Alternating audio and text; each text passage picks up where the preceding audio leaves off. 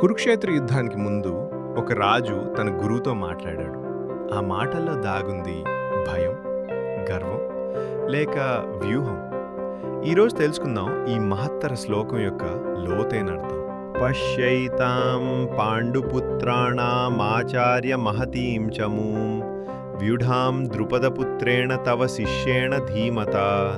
పద వివరణ. పశ్య చూడండి, ఏతాం ఈ పాండుపుత్రాణం పాండవుల మహతీం చమూం గొప్ప సైన్యాన్ని వ్యూఢాం సమర్థంగా ఏర్పాటు చేసిన ద్రుపదపుత్రేణ ద్రుపదుని కుమారుడు తవ శిష్యేణ మీ శిష్యుడు ధీమత తెలివైనవాడు. సరళమైన భావార్థం.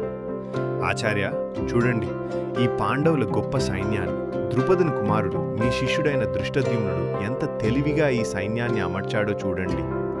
ఇక్కడ దుర్యోధనుడు గర్వంతో మాట్లాడుతున్నాడా లేక లోపల భయంతో ఉన్నాడా?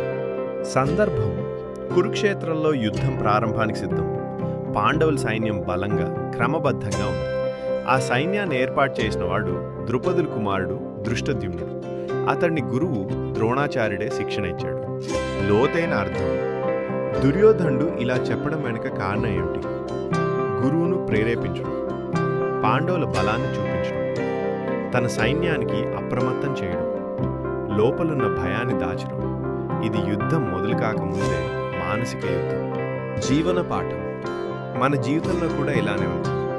మన ఎదుటి వ్యక్తి బలంగా కనిపించినప్పుడు మనం బయటికి ధైర్యంగా నటిస్తాం, కానీ లోపల మనసులో సందేహం ఉంటుంది.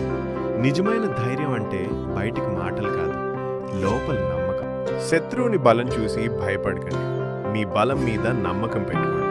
ఇలాంటి మహాభారత జ్ఞానం కోసం ఛానల్ని ఫాలో చేయండి. Like, share and subscribe.